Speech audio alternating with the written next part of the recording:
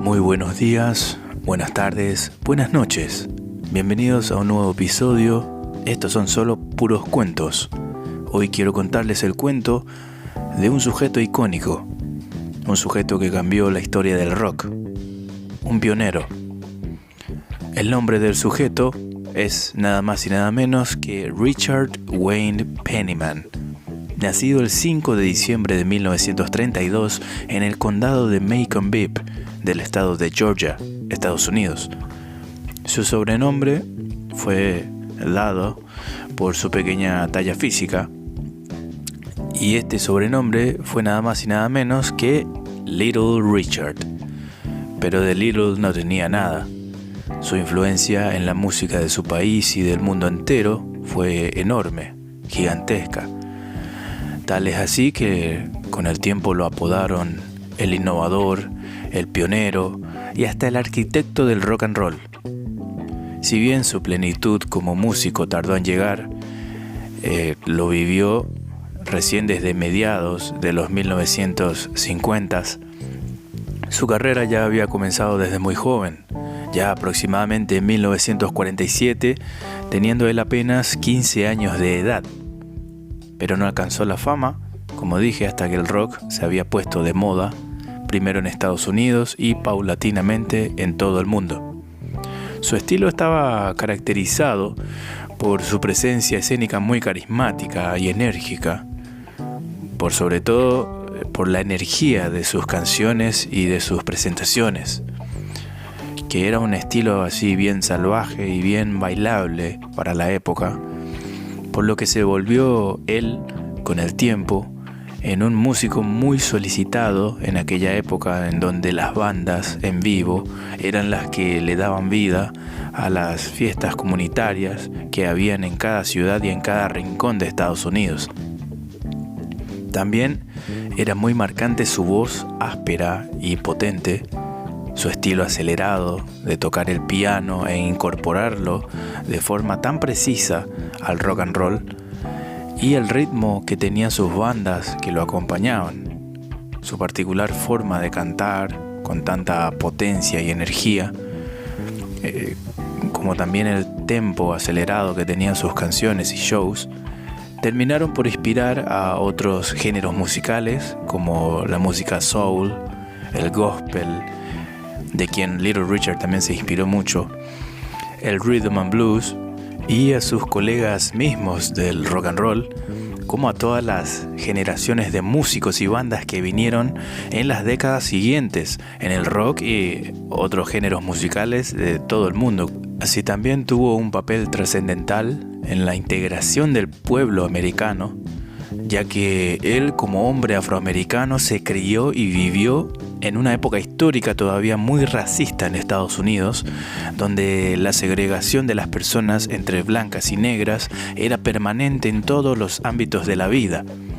Little Richard fue quizás de los primeros artistas que logró que su música llegara tanto a caucásicos como a afroamericanos y posteriormente al mundo entero. En sus shows, una de sus principales condiciones era que el público no fuera segregado, a pesar del intento de las autoridades de cada ciudad por impedir que esto sucediera. Los organizadores de estos eventos accedían a este pedido con tal de traer a tocar a Little Richard a su ciudad, porque sabían que él y su show lo valían. Otros artistas contemporáneos de su época, como para que se figuren, fueron Bill Haley y sus Cometas, Buddy Holly, Jerry Lee Lewis, The Everly Brothers, Eddie Cochran, Richie Valens, Jim Vincent y hasta el propio Elvis Presley. Fueron algunos de los nombres que inclusive con los años fueron grabando covers de las canciones de Little Richard y reconocieron haberse inspirado del trabajo de su colega para crear ellos su propio contenido. En una época donde el rock and roll se estaba volviendo conocido recién gracias a todos estos nombres que mencioné, que eran en su mayoría blancos, el mundo no les dio en su momento quizás todo el reconocimiento que se merecían a artistas como él, también como Chuck Berry, Fats Domino, Bo Diddley y tantos otros que años anteriores de la aparición de los blancos ya estaban creando muy buena música, que no era muy conocida quizás, nada más por la discriminación, racismo y censura que había hacia los artistas negros.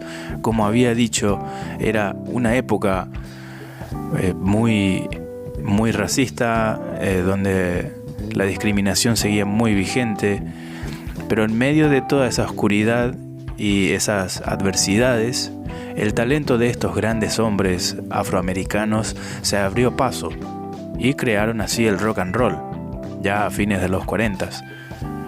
Cambiaron el mundo para siempre y ya nada desde entonces fue igual. Hasta hoy, en cualquier país que vayas, en algún rincón estará sonando alguna canción de rock, de cualquier década, de cualquier año. Y eso no sería para nada posible sin todo lo vivido y creado por Richard Berry y los demás pioneros. El mismo Elvis fue quien dijo que Little Richard fue no solo su mayor inspiración, sino que para él, Little Richard era el más grande de todos. Quiero repasar ahora sus primeros años de vida. Como dije, nació en el barrio de Pleasant Hill, en el condado de Macon Bibb, Georgia, y fue el tercero de 12 hermanos. Nació con una pequeña deformidad en una de sus piernas, que dejaba a su pierna izquierda ligeramente más corta que la derecha, por lo que tenía una forma de caminar medio renga, que hasta parecía un poco afeminado. Sus padres se llamaron Leva May y Charles Penniman, alias Booth. Su padre era el diácono de una iglesia en los domingos, una especie de pastor, y entre semana era un albañil. Lo curioso del padre de Little Richard era que también tenía unos secretos, y era que vendía licor clandestino. Digo clandestino porque en aquellos años regía la ley seca que prohibía la venta de bebidas alcohólicas, y no satisfecho todavía con estos ingresos, también tenía un club nocturno que se llamaba Tip Inn. Un hombre bastante multifacético este señor. Por otro lado, la madre, Leva May, era miembro de una iglesia baptista y ama de casa. Una vida muy sufrida la de esta señora también, criando nada más y nada menos que a 12 hijos, imagínense. El nombre del niño inicialmente iba a ser Ricardo, así en español, pero por error del funcionario público que lo registró, se lo inscribió como Richard Penniman. De niño era todo un juguetón, alegre, aunque un vecino bastante ruidoso, ya que siempre molestaba a sus vecinos el fuerte canto del niño, que ya cantaba a todas horas desde esos primeros añitos de vida, y ya desde esa temprana edad se dio cuenta justamente que le gustaba cantar, y comenzó a cantar entonces ya en la iglesia, en el coro de la iglesia de su padre, aunque su familia también iba a otras iglesias, y en particular Richard siempre disfrutó de la iglesia pentecostés, por ejemplo, por la gran música en vivo que había en cada misa. No era tanto por la palabra que iba, sino para cantar. Una de sus primeras inspiraciones justamente fue la música de iglesia, el tipo música gospel, que en su barrio era de lo más común, ya que vivían en una época, como dije, de altísimo racismo y segregación, y la música gospel, según contaba el propio Richard, era como una forma de alivio, una forma de olvidar las penas, liberar cargas emocionales que sufría cada persona afroamericana, y eso le cambió la percepción de la función real que tiene la música, del impacto tan profundo que generan las personas y en la mente humana. Así fue que comenzó a fascinarse con la música y empezaba a elegir y adentrarse a ese mundo tan complejo y subestimado que es el mundo del espectáculo. Desde niño ya poseía una voz potente, capaz de alcanzar notas muy altas con facilidad, lo cual le valió muchísimos apodos por ello. Richard fue un estudiante bastante malo, si hay defectos en él, Iba a una secundaria que se llamaba la secundaria Hudson. En ese tiempo aprendió a tocar el saxofón alto y se unió a la banda marchante de la escuela. También aprendió a ganarse el pan desde niño, ya que trabajaba a veces con su padre, ayudaba a su madre, y también tenía, ya cuando era un poco adolescente, casi adolescente digamos, por unos años trabajó de medio tiempo en el auditorio de Macon. Su trabajo allí era vender gaseosas por todo el auditorio durante los conciertos que había allí, en donde se presentaban grandes artistas y en donde él siempre miraba el espectáculo de reojo y soñaba con un día estar ahí, él cantando para toda su ciudad. En este auditorio se presentaron, como dije, muchísimos artistas, pero un día, en octubre de 1947, cuando él tenía aproximadamente 15 años, se presentaba la cantante favorita de Little Richard, que era una cantante de gospel que se llamaba hermana Rosetta Tharpe. En ese día, de mera casualidad, Rosetta escuchó cantar por los pasillos a un adolescente sodero, vendedor de gaseosas, y quedó maravillada. Claro, era Little Richard, quien ahí con su voz adolescente y sin darse cuenta que le estaban escuchando, estaba cantando y fue escuchado por la hermana Rosetta. Tan impresionada quedó ella que no dudó en invitarlo a cantar de telonero para ese show, allí mismo, minutos antes de que comience la función. Lo agarró desprevenido a Little Richard, pues nunca antes se presentó en vivo ante nadie, ante un público siquiera tan numeroso, pero él no se achicaba. Entonces aceptó, subió al escenario y dejó estupefacto, boquiabierto a todo el público. Fue una sorpresa muy grata para todos. Lo aplaudió inclusive detrás de las cortinas su propia ídola Rosetta, así que fue un comienzo soñado, digamos, para Little Richard. Y al finalizar este show, la hermana Rosetta le pagó muy bien a Little Richard, aproximadamente 50 veces más de lo que ganaba vendiendo refrescos.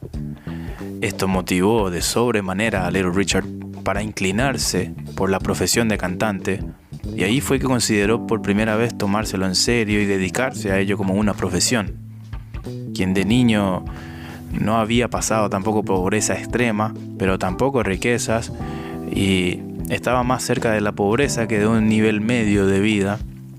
Entonces se dio cuenta, y al ver que tenía talento para esto, decide entonces ya dedicarse profesionalmente a la música. Luego de esta primera experiencia, aprende a tocar el piano, un instrumento que se volvió esencial en su repertorio y hasta una característica central de sus shows y de él. Ike Turner y su canción Rocket 88 fue la gran inspiración que él tuvo para querer aprender a tocar ese instrumento.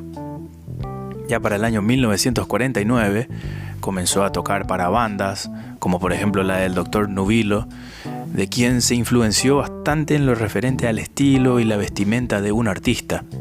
Allí aprendió la importancia de este impacto visual que genera la vestimenta del artista en un show. Nubilo siempre predecía que Little Richard iba a convertirse en un artista muy famoso, y le recomendaba inclusive que tomara su camino como solista, ya que veía en él todo un potencial por delante a ser desarrollado, y que debiera ir a ciudades más grandes, donde tuviera inclusive más oportunidades de volverse reconocido a nivel nacional. Richard hizo caso y siguió su camino. Se independizó ya muy joven, a los 15 o 16 años de edad aproximadamente, se fue a vivir solo y pasó a tocar con otras bandas locales. Aprendió canciones de rhythm and blues, las cuales hasta ese punto de su vida les estaban prohibidos tocar por su familia, por el fuerte fanatismo religioso que tenían sus familiares y sus padres, y que ellos lo consideraban la música del diablo. Pero ya al vivir solo pudo decidir libremente y explorar nuevos géneros musicales y ritmos, cosa que obviamente a su familia no le gustó. Algo que poca gente sabe es que Little Richard justamente por un breve periodo de tiempo también hacía shows vestido de mujer para causar un shock en su público, bajo el seudónimo de Princess Lavon. Se puede decir que el hombre experimentó de todo tipo de espectáculos, y que fascinaba con el impacto que podía generar en el público, pero ya justamente de niño y adolescente le gustaba jugar con ropas de su madre y hasta maquillaje, cosa que hizo que su padre lo echara de su casa cuando él solo tenía entre 15 y 16 años, por lo que tuvo que valerse por sí mismo, ya que era una casa extremadamente religiosa. No iban a permitir esos comportamientos y la bisexualidad de Richard, que luego con los años fue todo un tema de controversia, ya que decían que era gay, que otros afirmaban que era heterosexual, otros afirmaban que era bisexual. Entonces creo que lo más correcto es que se lo conozca como una persona bisexual. En 1950 se une a su primer conjunto musical llamado Buster Brown's Orchestra, en donde comienza a ser presentado oficialmente en los shows como Little Richard y se vuelve su nombre artístico oficial. También se presentó con otras bandas como Sugarfoot Sam, Titty Jolly Steppers, The King Brothers Circus y los Broadway Follies. Tras ganar ya una importante experiencia en las bandas previas, se muda a Atlanta, una ciudad ya más grande, en donde comienza a asistir y ver shows de diferentes tipos de artistas que admiraba en aquella época, como por ejemplo Roy Brown o Billy Wright, aquel colorido artista. De estos shows, él notaba demasiados detalles, aprendía muchísimo y luego los trataba de incorporar a su propio espectáculo. Aunque lo que más terminó imitando era la personalidad de estos artistas sobre el escenario, la energía electrizante y vigorosa que tenían en cada movimiento, aprendió también a desarrollar este carisma escénico que le terminó acompañando siempre y que se volvió característico de él. Inclusive se volvió amigo de Billy Wright, quien le terminó enseñando muchísimo sobre esa fuerza escénica, a cómo desarrollar un show para que sea animado de inicio a fin. También le enseñó a mejorar su cabello y su imagen, cómo debía peinarse. Fue Billy quien le dio la idea de dejarse un bigote fino, ya que decía que iría muy bien con el rostro de Richard por sus facciones, aunque al comienzo tuvieron que dibujarle ese bigote para sus shows, ya que aún por su juventud no le crecía vello facial. También le aconsejó mucho en cuanto a vestimenta, para que vistiera ropas más llamativas, coloridas y vistosas. Y fue así que después de trabajar de sobremanera en este artista amigo, Billy Wright pone en contacto a Richard con Sinas Sears, un DJ local, para que grabe a Richard con la banda de Billy de fondo y así armar su primer demo. Este demo sirvió para que lo contrate la disquera RCA Victor, para quienes graba canciones. Una de ellas se llamaba Every Hour, que se volvió su primer hit local allí dentro de su comunidad y que sonó en las radios. Esta canción sonaba constantemente en el Tipping Inn, club de su padre, como había contado, a través de la jukebox, aquella vieja rocola en donde todos ponían una moneda para elegir una canción. Fue así que su padre comenzó a sentirse un poco orgulloso de su hijo al ver que sus propios clientes elegían la música de su hijo. Pocos después de lanzar este hit, Richard es contratado para tocar para Perry Welch y su banda en clubes nocturnos, donde ya ganaba un aproximado de $100 por semana, que en aquel momento era un dinero ya muy bueno. En febrero de 1952 deja RCA Victor al fracasar en ventas estas grabaciones que había hecho debido al poco marketing que hizo la disquera también. En ese mismo año, el padre de Little Richard es asesinado fuera de su club tras una pelea, lo cual obviamente pesó muchísimo en el alma del joven Richard. Con toda la fuerza del mundo, igual sigue determinado en alcanzar el éxito a pesar de ese dolor tan grande. Poco después decide mudarse entonces a Houston y formar su propia banda llamada Tempo Toppers. También toca para bandas de blues en clubes sureños en Nueva Orleans y Houston justamente. Un artista incansable realmente fue Little Richard especialmente en aquellos años de juventud. Fue un arduo trabajador, nada lo tuvo regalado e hizo su camino desde cero, él solo, con mucha resiliencia y mucha perseverancia. En febrero de 1953, firma con Peacock Records, graba nuevamente canciones, pero ninguna de ellas tiene éxito, una historia que parecía repetida y ya no se entendía la razón del fracaso, ya que en vivo los shows suyos eran muy aplaudidos y bien vendidos. Luego, con el tiempo, Richard se da cuenta del escaso marketing que hacían para sus grabaciones, y también se da cuenta que su agente le estaba robando inclusive bastante dinero de sus ingresos, con quien tiene una fuerte pelea, una batalla cuerpo a cuerpo, brutal, en donde fue noqueado Little Richard. Al final decide volver a su ciudad natal de Macon al año siguiente tras esta fuerte decepción y por su aparente fracaso, digamos, en esto de la música. Allí comenzaba a padecer un poco la pobreza, ya que no estaba trabajando, y entonces busca trabajo por todas partes y encuentra un trabajo como lavaplatos para un restaurante, donde estuvo bastante tiempo. Al volver a su ciudad natal, desmanteló obviamente su banda Tempo Toppers, y un día, por mera casualidad, conoce a un gran artista de R&B apodado Esquerita, que también fue una importante influencia en su vida. Como dije, Little Richard siempre iba tomando algo, aprendiendo algo de los artistas a los que iba conociendo.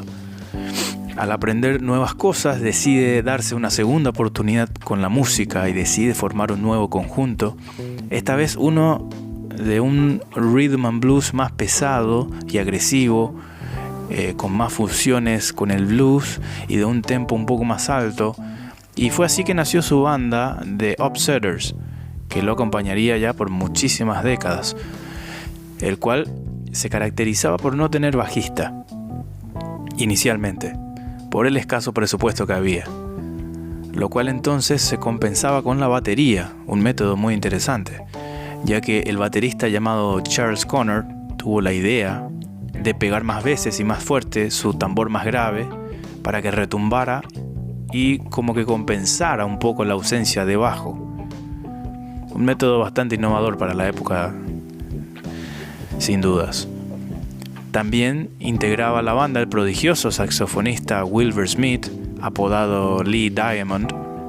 Salen entonces de gira junto a varios otros conjuntos y artistas y se van encontrando con todo tipo de reacciones en diferentes ciudades. Iban añadiendo cosas a sus shows y aprendiendo, y así armando un show cada vez mejor.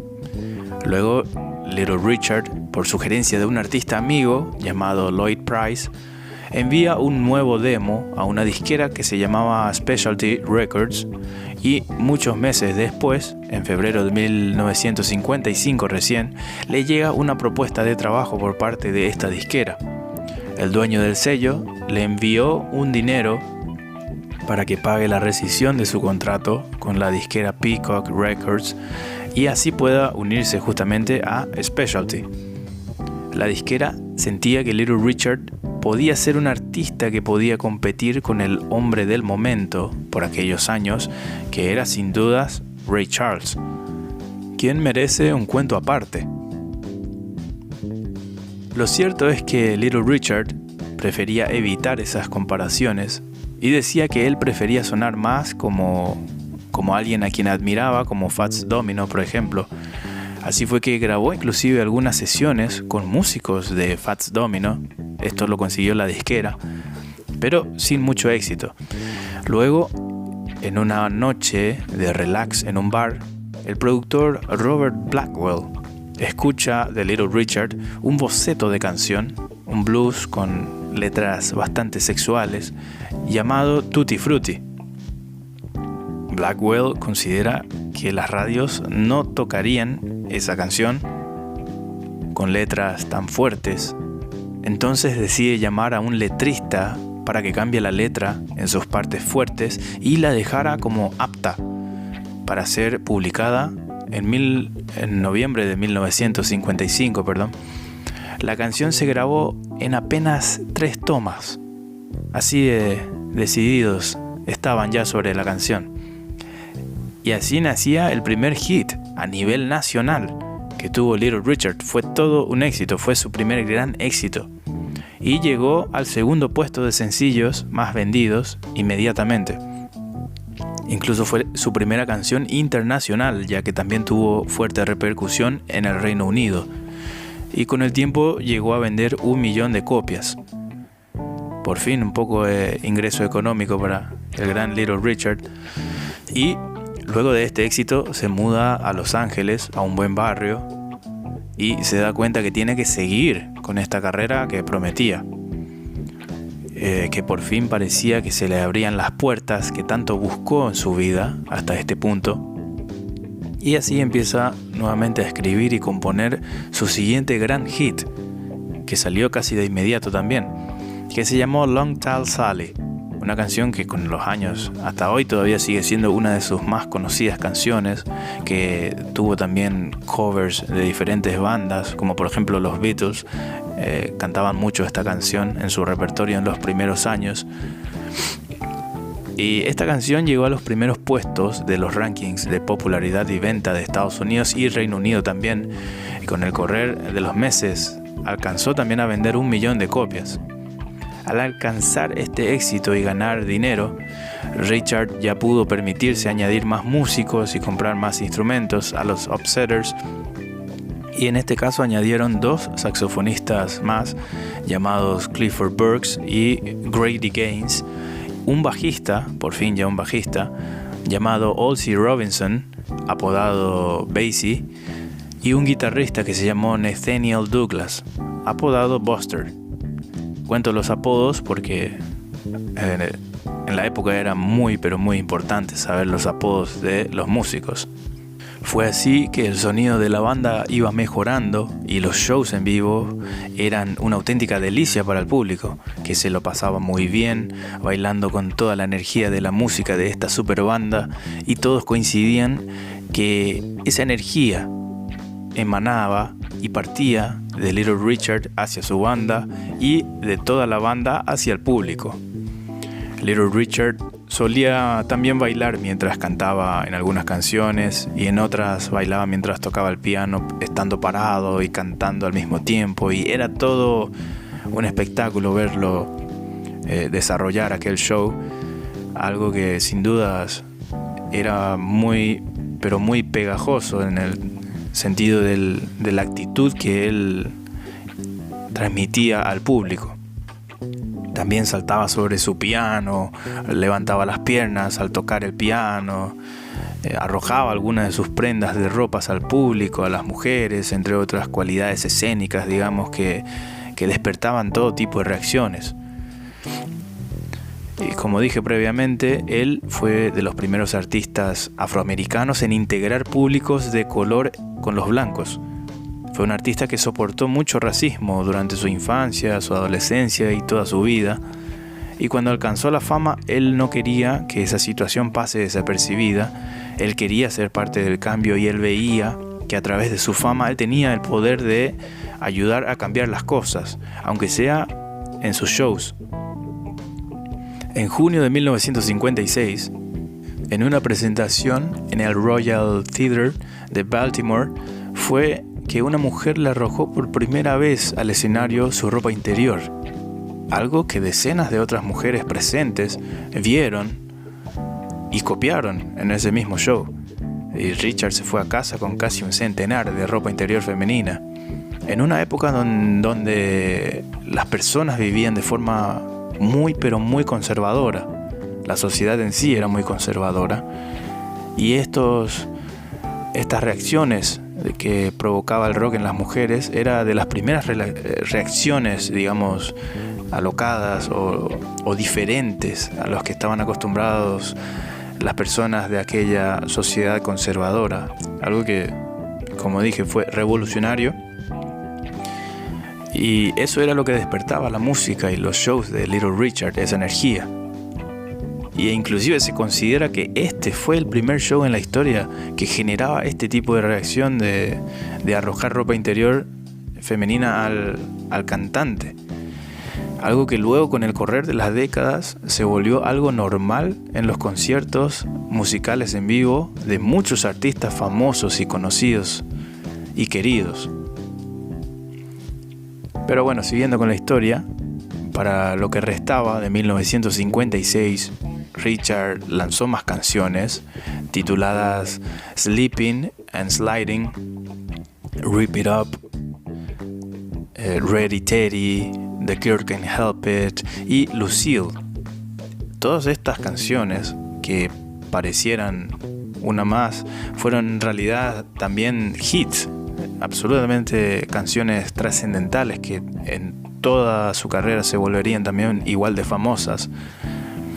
Luego, su canción Tutti Frutti fue regrabada y hecha cover por un artista blanco, un cantante blanco llamado Pat Boone, bastante popular el muchacho por su apariencia, lo cual hizo que aquel cover se volviera más popular que la canción original de Little Richard. Lo mismo pasó cuando Elvis Presley y Bill Haley regrabaron e hicieron covers de canciones de Little Richard.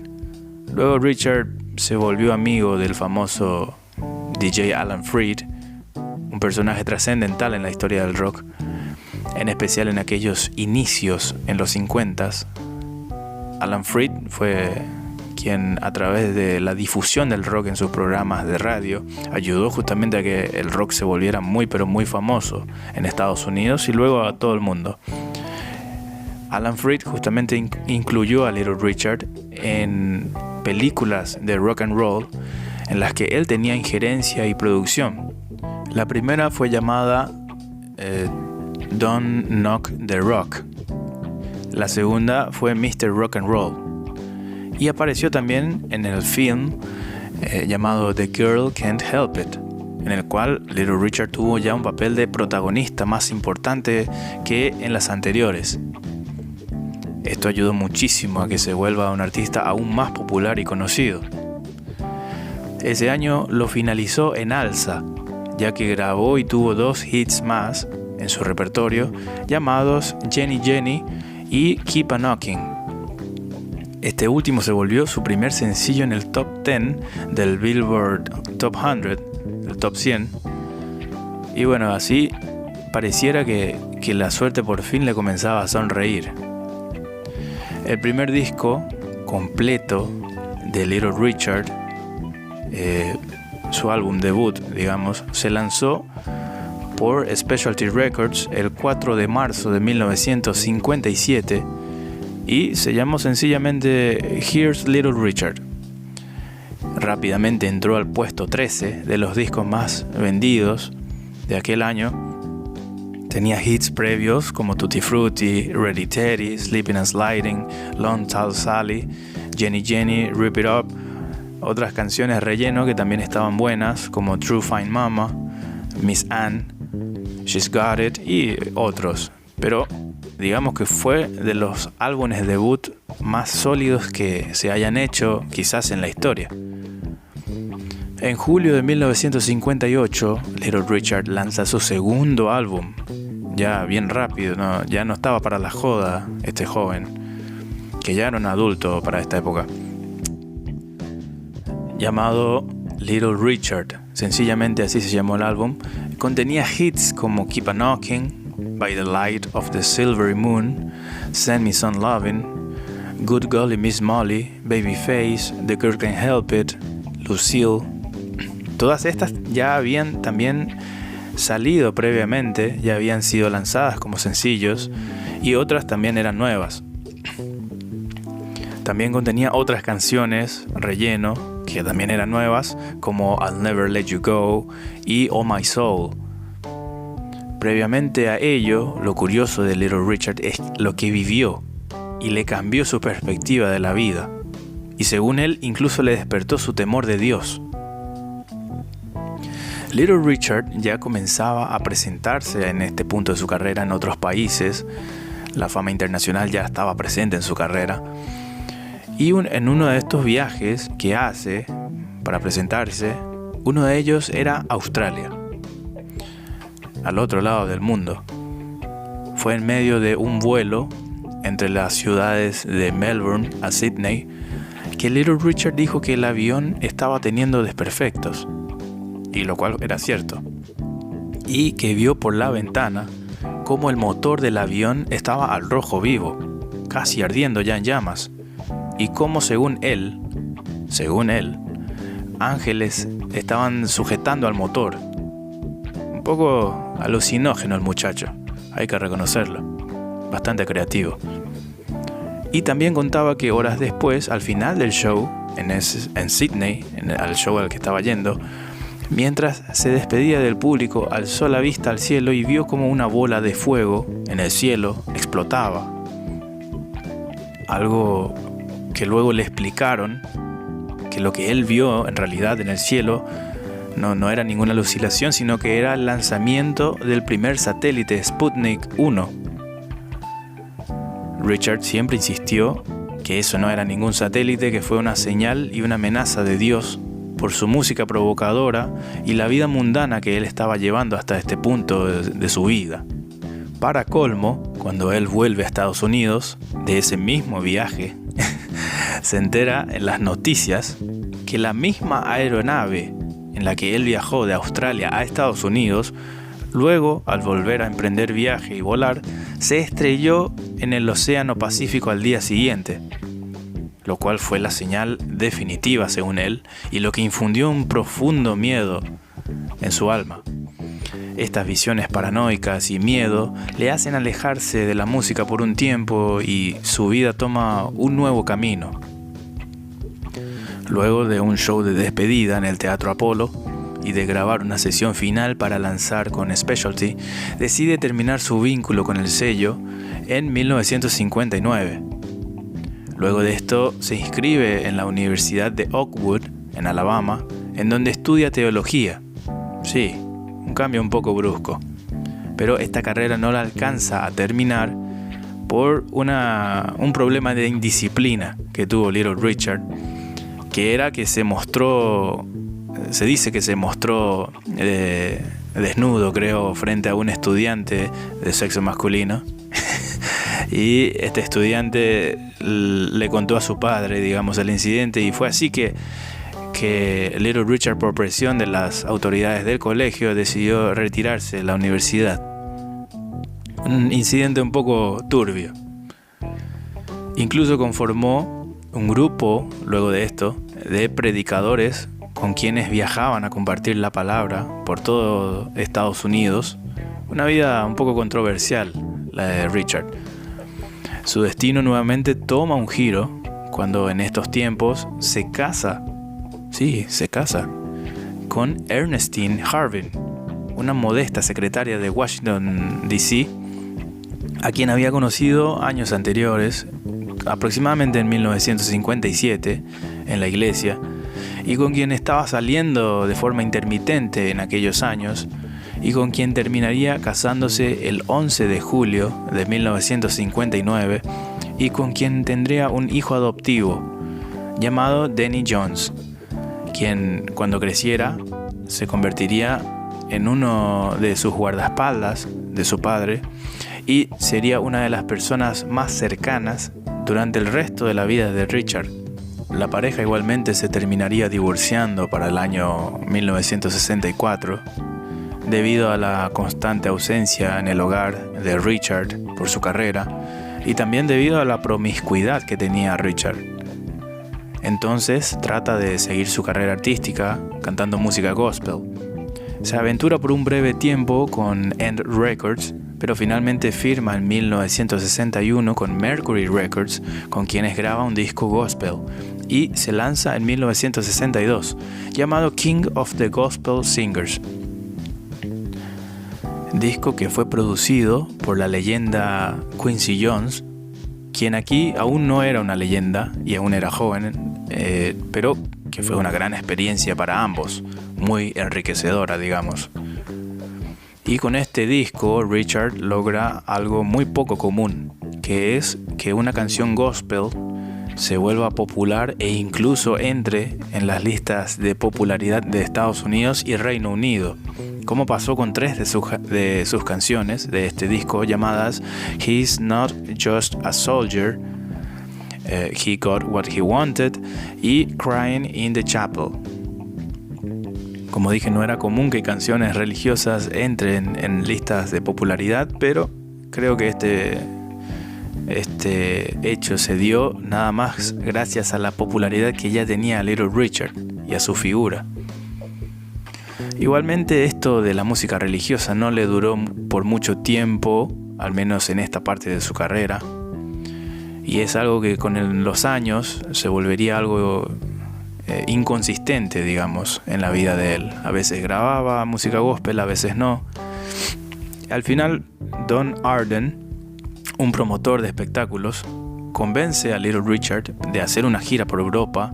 Le cuenta que la música de Little Richard sigue demasiado vigente en Europa como para no aprovecharlo, y entonces organiza una gira en compañía de otro artista que estaba pegando muy fuerte en toda América y en el mundo, que era el joven talentoso Sam Cooke. Estos shows eran de una calidad increíble, y entre el público se encontraba un señor que se llamaba Brian Epstein, quien en aquel entonces se encontraba ayudando a dar sus primeros pasos como banda a unos jóvenes chicos de Liverpool, quienes eran gigantescos fans de Little Richard y que se morían por conocerlo. Este conjunto de chicos se llamaba The Beatles. Epstein le propone a Richard que los Beatles sean teloneros de Little Richard en esta gira, o al menos en algunas presentaciones de esta gira, y este acepta luego de escucharlos tocar. Inclusive los Beatles llegaron a conocerlo, y o sea, Little Richard, les daba todo tipo de consejos que les fue muy útiles para llegar a donde llegaron después, especialmente en cómo tocar las canciones de Little Richard, ya que justamente los Beatles hacían covers de algunas de sus canciones más famosas, y enseñó también a Paul McCartney varias técnicas de vocalización que tenía Richard, lo cual Paul siempre describe como algo sumamente útil y determinante para que él pueda desarrollarse después como cantante y músico, y hasta leyenda. En el otoño de 1963 se le propone a Richard sumarse a una gira que estaba yendo mal inesperadamente. Lo impensado es justamente que por el renombre de estas bandas las cosas pudieran ir mal. Estas bandas eran The Everly Brothers, Bo Diddley y unos novatos niños que se llamaban los Rolling Stones. Richard, que ya era una estrella mundial, le dio a la gira la repercusión necesaria y dio un giro a las cosas. Atrajo en aquel tour a una masividad de público impresionante en cada show, y así tal era la fama de Richard en Reino Unido que la cadena de televisión Granada Television publicó un material especial sobre Little Richard que alcanzó picos de ratings impresionantes. Y después que le lleguen aproximadamente 60.000 cartas a la cadena televisiva, un número impresionante, decidieron retransmitir este material. Este simple hecho acrecentó la fama de Richard en Inglaterra y Europa. Ya para el año 1964 vuelve a sacar un sencillo de rock and roll con el sello Specialty llamado Bama Lama Bama Lu, que llegó a entrar en el top 20, en el top 20 del Reino Unido, aunque en ese mismo año firmaría con Vee-Jay Records, con quienes sacaría el disco llamado Little Richard Is Back, el cual por las circunstancias especiales de aquel año no tuvo suficiente marketing ni repercusión. Y digo circunstancias porque era un año en donde había comenzado la Revolución Británica en Estados Unidos, y todas aquellas bandas de jóvenes británicos que se presentaban por primera vez en tierra americana y que estaban causando un furor tremendo, entre ellos justamente los Beatles, los discípulos, digamos, de Little Richard. Sumado a esto, artistas americanos también estaban pegando muy fuerte, como los Beach Boys, por ejemplo, también James Brown, y agrupaciones de música soul, lo cual hacía que no sobrara mucho espacio en los medios para que las canciones de Richard sonaran en la radio o apareciera él en televisión. La atención estaba girada hacia otro lado, por lo que este nuevo disco pasó casi desapercibido. Lo único bueno que tuvo ese año para Richard fue que decidió sumar un joven guitarrista virtuoso a su banda. Una experiencia bastante enriquecedora, aunque corta. Esta joven promesa de la guitarra se terminó convirtiendo en el mesías de la guitarra eléctrica con los años. Fue nada más y nada menos que el gran Jimi Hendrix, de quien pueden escuchar en el cuento número 13 de Puros Cuentos, si quieren saber sobre su vida. Hendrix, quien se unió a fines de ese año a los Upsetters, aprendió mucho en esta época de Richard. Aunque con el tiempo Richard comenzó a enojarse cada vez más con Hendrix por sus llegadas tardías, o por falta de compromiso con la banda, o porque Hendrix no seguía las canciones en los shows y se iba mucho hacia los solos largos, o no seguía el ritmo, o era muy desordenado fuera del escenario en su vida privada, o por la forma de vestir de Hendrix. Y así siempre había algún problema entre ellos dos. Lo cierto es que logra igualmente grabar unas buenas canciones Hendrix con los Upsetters. Regrabaron inclusive sus grandes éxitos de Richard para un disco, y también grabó meses después una balada soul llamada I Don't Know What You Got. Esta balada entre Hendrix y The Upsetters, el cual alcanzó muy buenas posiciones en rankings americanos, ya demostraban lo que podía hacer esta explosiva combinación de artistas. Luego aparecieron brevemente los dos en un show de TV, pero como dije, debido a las riñas constantes por lo mencionado, y también por el duelo de egos ya entre los dos, esta relación cada vez estaba más deteriorada, y Hendrix inclusive decía que Richard no le había pagado lo pactado por varias semanas, y entonces decidieron allí cortar caminos. Hendrix vuelve a su antigua banda, que era de los hermanos Isley, llamada The Ivy Specials, como conté justamente en el cuento 13, y Richard siguió con los Upsetters y se unen a un nuevo sello llamado Modern Records, en donde tuvo un paso fugaz y apenas grabó una modesta canción, sí, una sola, llamada Do You Feel It. En 1966 se va a OK Records y aquí sí grabó dos discos. Primero el llamado The Explosive Little Richard, el cual intentó sonar más moderno, pero no le alcanzó para hacer un trabajo relevante, ya que seguía justamente con todos los factores que mencioné previamente de las bandas británicas, los artistas americanos, la música soul, James Brown, todo. Luego el segundo fue Little Richard's Greatest Hits Recorded Live, el cual sí tuvo más repercusión, que era un disco en vivo, y entró inclusive a rankings de popularidad. gracias, creo yo, a todos los grandes hits que se grabaron en vivo, que era una versión diferente a lo conocido y que también era muy agradable, muy bien grabado para la época. Pero tampoco era un disco hit como sus trabajos de años atrás. Como dije, su álbum debut y su segundo álbum pegaron tan fuerte que era difícil de superar eso. Cada vez Richard se sentía más, inclusive, irrespetado por las disqueras y sus productores. Cada vez sentía él la distancia entre el artista y el sello discográfico a donde él iba. En todos estos últimos años, bastante se sustentaba en tocar en pequeños clubes nocturnos, bares, pubs y eventos pequeños, salvo algún que otro evento medianamente grande. Volvía a ser un momento económico duro para él, y declaró una vez que él consideraba que su marginación en las radios y medios se debía a que él insistía en que no se segreguen los públicos, en una época en donde hubo oscuros episodios de violencia policial, por ejemplo en las manifestaciones de Watts, y también se había formado el movimiento político afroamericano llamado las Panteras Negras, lo cual, según Richard, todos estos factores tenían que ver con su marginalización de los medios por unos años, ya que él quería que el pueblo se una en lugar de separarse.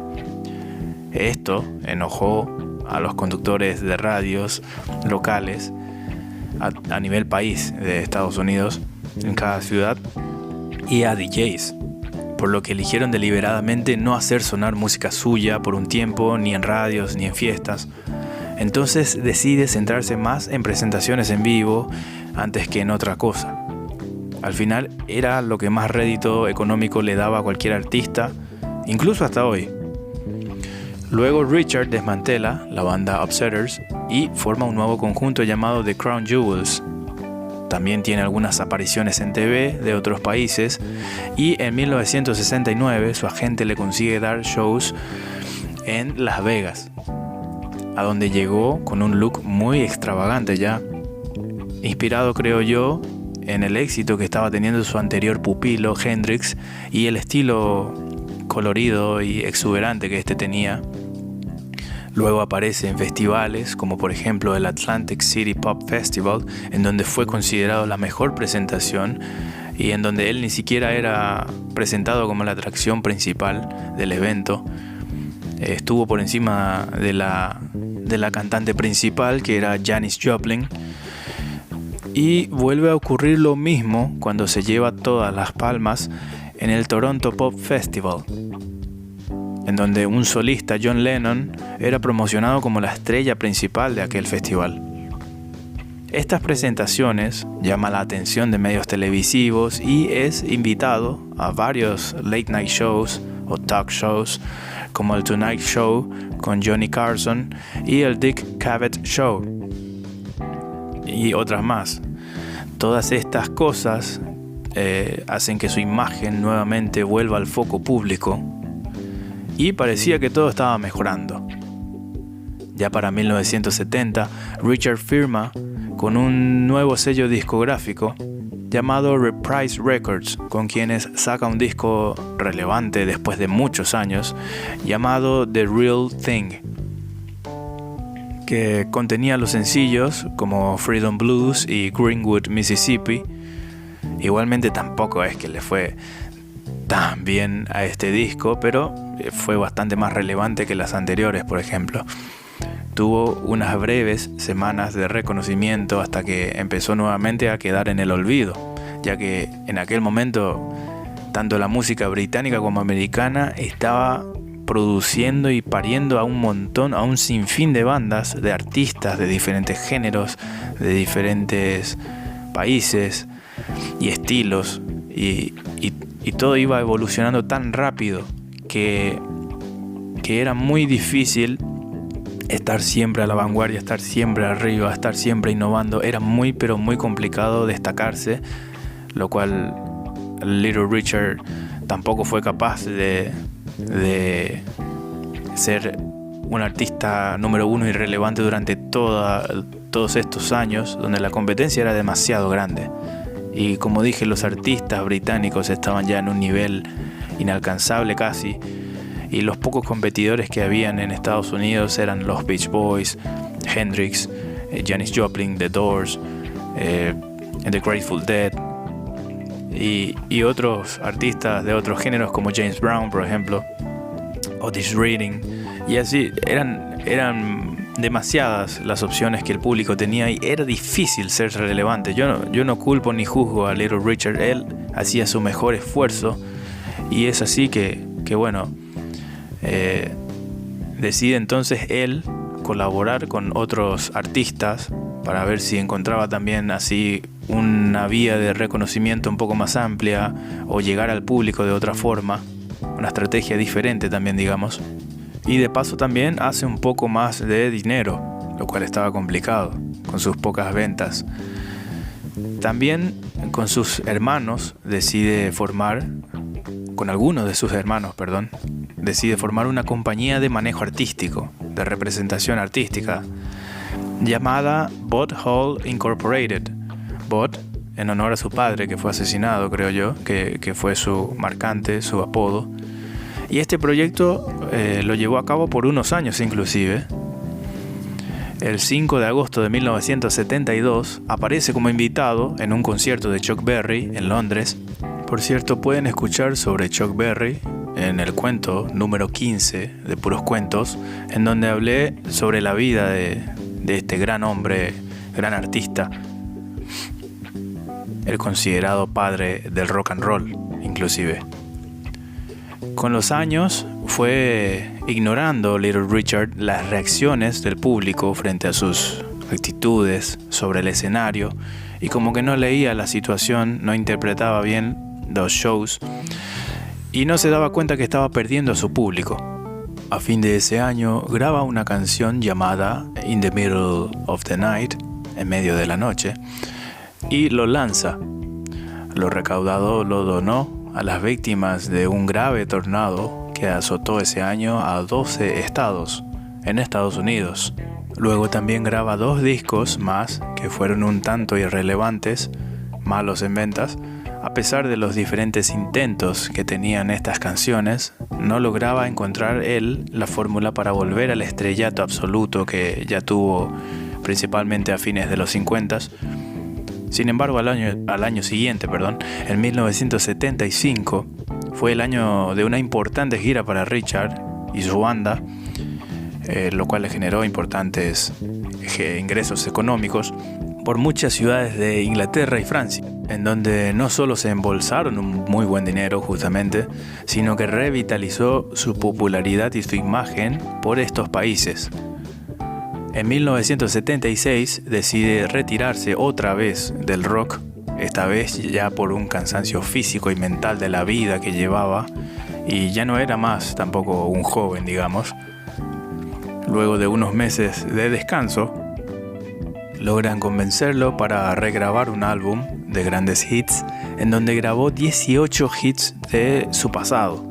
Y con la nueva tecnología que iba apareciendo, este trabajo alcanza una muy buena calidad sonora y logra merecidamente sonar en radios y aparecer nuevamente en rankings populares.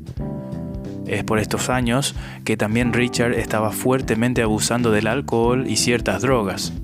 Luego decide abandonar esta vida nuevamente en 1977, tras varias tragedias que le tocó vivir. Primero, debía dinero en varias partes por causa de sus gastos diarios con la droga, que eran drogas de todo tipo. Uno de sus amigos cercanos, llamado Larry Williams, incluso llegó a amenazarlo de muerte con un arma si no le pagaba el dinero que le debía. Luego, en ese mismo año, uno de los hermanos de Little Richard, llamado Tony, muere de un infarto. También fallece a causa de un autodisparo accidental, digamos, un sobrino de Richard, a quien él quería como un hijo, y también mueren 2 de sus mejores amigos y amigos más cercanos de toda la vida.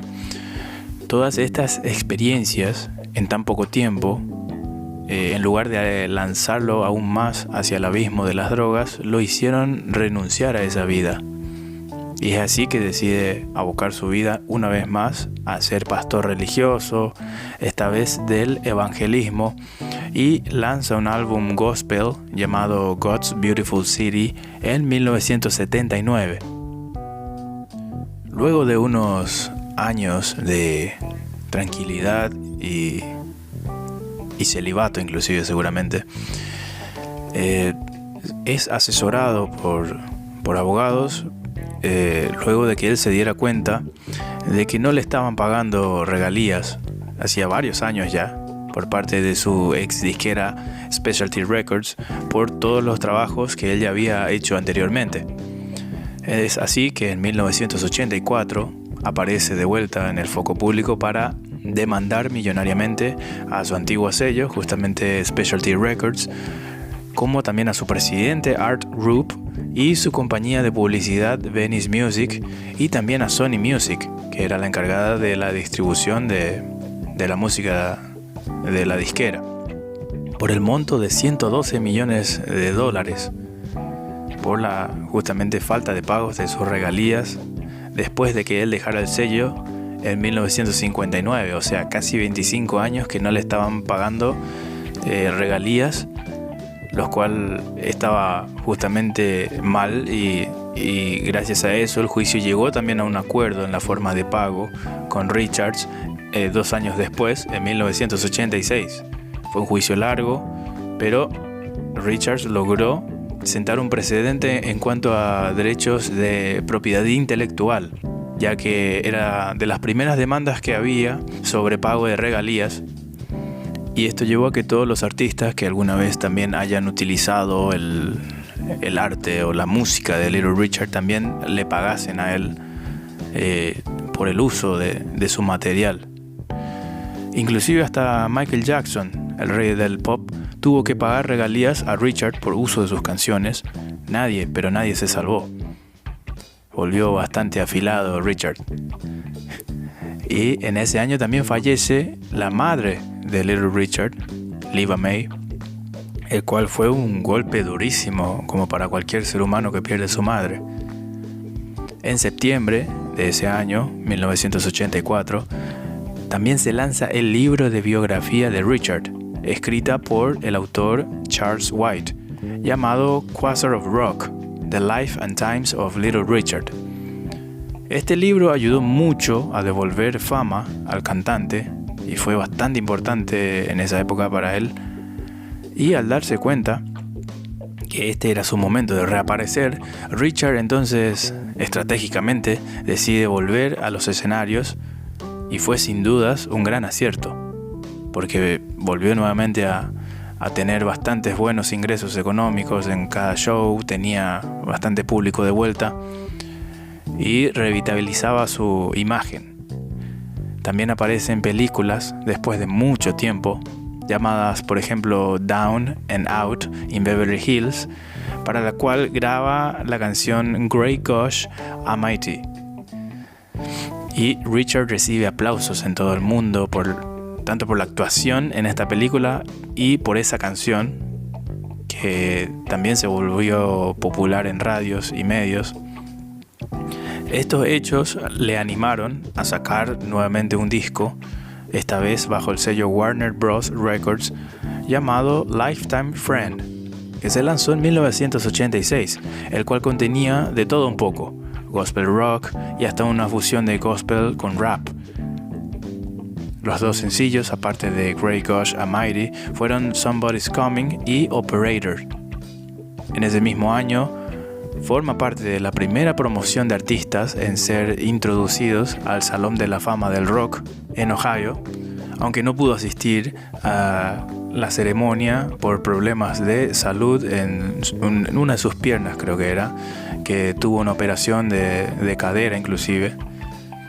El resto de esa década, de los 80s, Richard se dedica más a aparecer de manera intermitente en televisión y a aparecer en películas, ya que también lo consideraban un personaje ideal para películas, por ejemplo, de comedia, ya que era un personaje bastante chistoso, aunque a veces aparecía también en algún que otro evento, pero no aparecía sobre el escenario ya más de 2 veces al año, a reventar.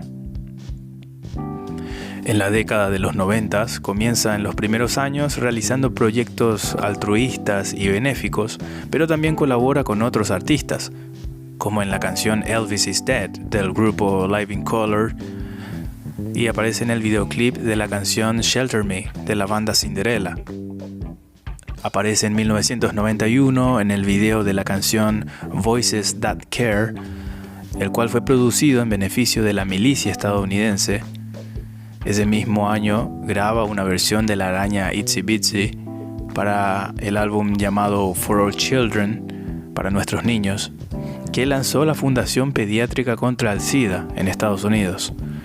Este tuvo bastante éxito e hizo que un grande de los medios infantiles, como Walt Disney Records, le ofreciera hacer un álbum de música infantil, algo totalmente nuevo para él, pero él aceptó.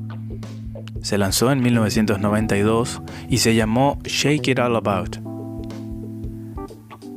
También en 1992 saca su último álbum de su carrera, su último álbum de estudio, digamos, porque luego vendrían solamente discos compilatorios, discos de materiales ya grabados con anterioridad en su época de apogeo o discos en vivos. Así fue que su último disco de estudio fue un álbum en donde tocaba sus grandes éxitos acompañado de un gran artista de jazz que se llamaba Masayoshi Takanaka. Este disco justamente se llamó Little Richard.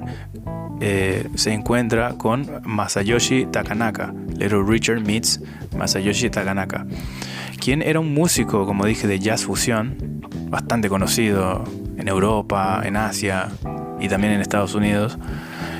Y este disco tenía sus 10 hits considerados más grandes de todos, ¿sí? Tutti Frutti, Long Tall Sally y todos los otros.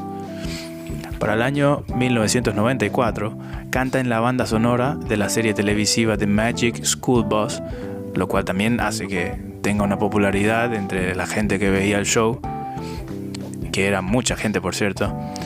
Y por el resto de la década de los 90 estuvo apareciendo mucho en televisión como invitado, también aparecía en películas, alguna que otra, y colaborando con otros artistas como Bon Jovi, Elton John y hasta Solomon Burke.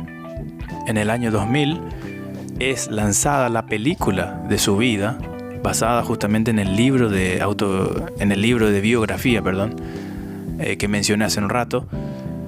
El film se llamó simplemente Little Richard.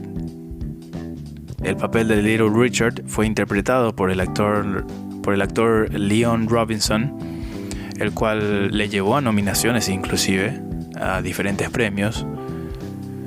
En el año 2002 colabora con un álbum tributo a Johnny Cash. En años siguientes sacan discos con rarezas grabadas y no publicadas en sus años en Oki Records.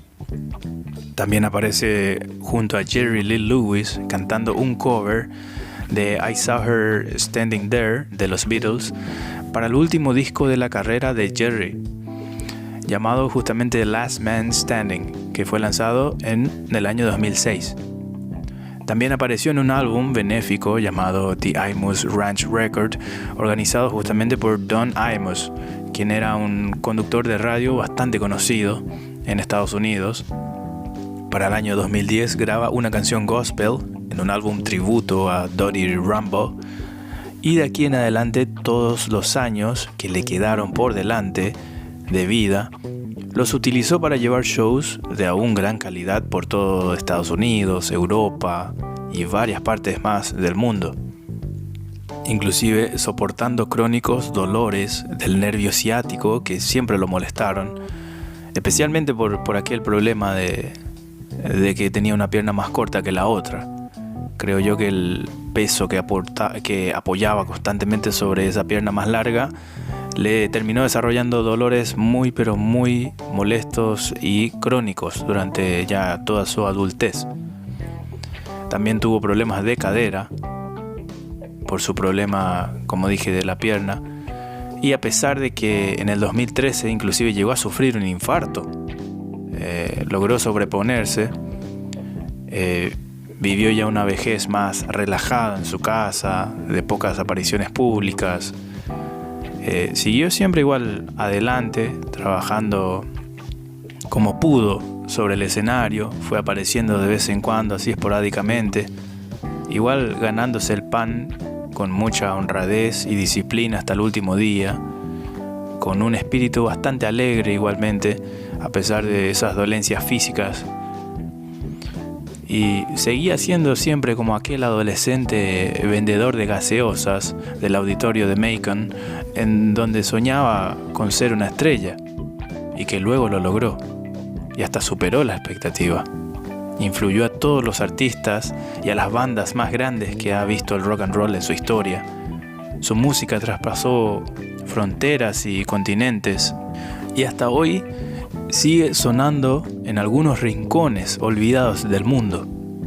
Llevó una vida solitaria hasta su último día, tan solo acompañado diariamente por su hijo, algunos de sus hermanos y unos pocos amigos cercanos. Richard Penniman falleció el 9 de mayo del 2020, a los 87 años de edad, en su casa de Tullahoma, Tennessee, en donde padeció en sus últimos meses de vida inclusive un cáncer óseo muy agresivo, el cual desafortunadamente no resistió. Igualmente vivió una vida larga, bastante sufrida y bastante marcante para todos los que lo conocieron. Su cuerpo fue enterrado en los jardines del cementerio Memorial de Oakwood University en Huntsville, Alabama. Así se terminaba su viaje y su historia, pero su legado vive hasta hoy. Considerado uno de los más grandes artistas que existió, ya no solo de rock sino de la música, fue un pionero, un innovador, una fuerza originaria y el arquitecto del rock and roll. Todo su repertorio influyó a todo un género e inclusive a otros géneros a lo largo de la historia y cambió millones de vidas en ese viaje. Este fue un merecido tributo para el gran Little Richard y el trascendental artista que fue él, y todo lo que logró a pesar de las adversidades que vivió y que se le presentaban.